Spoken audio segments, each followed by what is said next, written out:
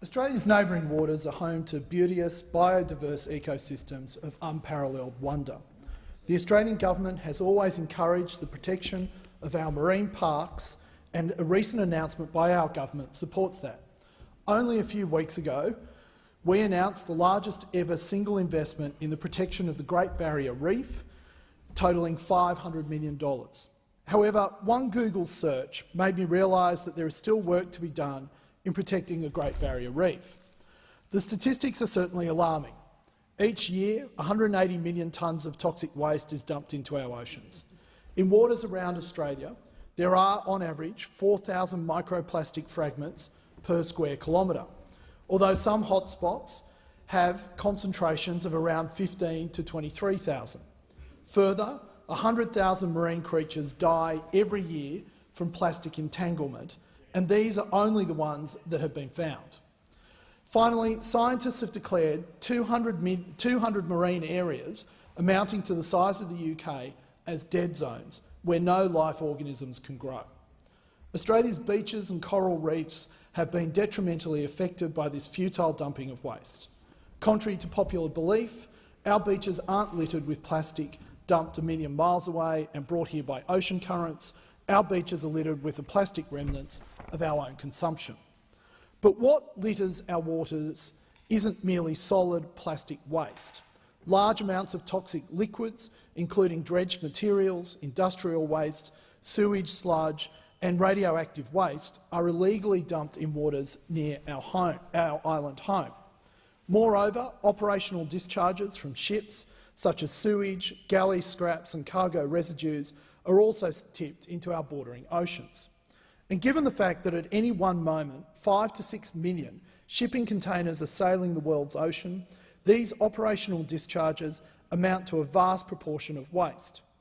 The International Convention for the Prevention of Pollution from Ships, or MARPOL, of which Australia takes part, aims to reduce the amount of dumped operational discharges through 6 annexes, which respectively regulated the following pollutive substances: oil, noxious liquid substances in bulk, harmful substances carried by sea in packaged form, sewage from ships, garbage from ships and air pollution from ships.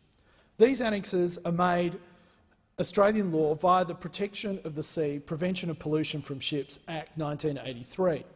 The amendment suggested today aims to implement alterations to Annex 5 into the Act. The existing legislation outlines several conditions to be met before the discharge of cargo residues is permitted. For instance, with exception, the discharge must occur in seas outside a special area of Arctic waters, and the discharge must occur while the ship is proceeding en route and is, as far as practicable, from the nearest land. The amendment to such conditions are as follows. If the cargo residues are residues of solid bulk cargoes, the discharge will only be permitted if the master of the ship has a written declaration that the solid bulk cargoes have been classified in accordance with the criteria in Appendix 1 of Annex 5 of MARPOL and found to be not harmful to the marine environment. Essentially, this amendment will make it mandatory for shippers to classify and declare their solid bulk cargoes as harmful to the marine environment or non-harmful and inform the master of this classification. The master will thus be able to determine the appropriate manner of discharge for the residues of these cargoes, according to whether the ship is located outside or within a special area of Arctic waters. There are additionally a couple of minor amendments included in this bill. If legislated, the bill will alter provisions of the Act to allow regulations and orders to apply, adopt or incorporate relevant documents or instruments. This change parallels provisions in other existing legislation that implements MARPOL and allows Australia to keep up with the frequent amendment and adoption cycle of the International Maritime Organisation. The bill will also alter the Protection of the Sea Shipping Levy Collection Act 1981, removing the need for regulations to prescribe the manner in which a Protection of the Sea levy notice may be served in particular circumstances. This will allow obsolete and now pointless regulation to be repealed. Just like any other Liberal policy, these two amendments will enhance efficient practices in this industry. Mr Deputy Speaker, in my electorate of Mackellar, almost every suburb is bordered by a beach where children build sandcastles, bury themselves in the sand and swim till the sun goes down. I'm therefore focused more than most on the health of our seas.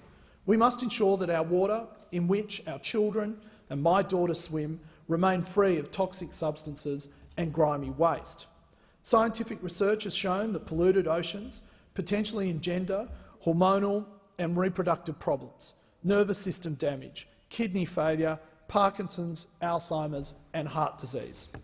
Of even greater significance is the fact that 70% of the oxygen we breathe is produced by marine plants. If we continue to dump toxic waste in the ocean, our sources of oxygen will diminish. Those who do not care for the environment should at least care for the health of their own children, not to mention themselves. I want my daughter to be able to play on a beach as clean as those in my youth. We should aim to be the first generation that can say we left our children a better environment than we inherited. Through Australia's participation in the International Marine Organisation, we have taken steps to count back the years and bring our oceans to the state they were 50 years ago. We have enacted legislation to prohibit sea dumping, conserve our biodiverse marine ecosystems and protect our waters from the adverse effects of shipping. Mr Deputy Speaker, we have made great progress, but there is still a long voyage ahead. The fact that it takes 400 years for plastics to degrade in the water, the fact that we have spilt 1.5 million tonnes of oil in the past 30 years, and the fact that our millions of crates of cargo are producing tonnes of ocean-dumped waste are ringing alarm bells, reminding us to take action for our sake and for the sake of future generations.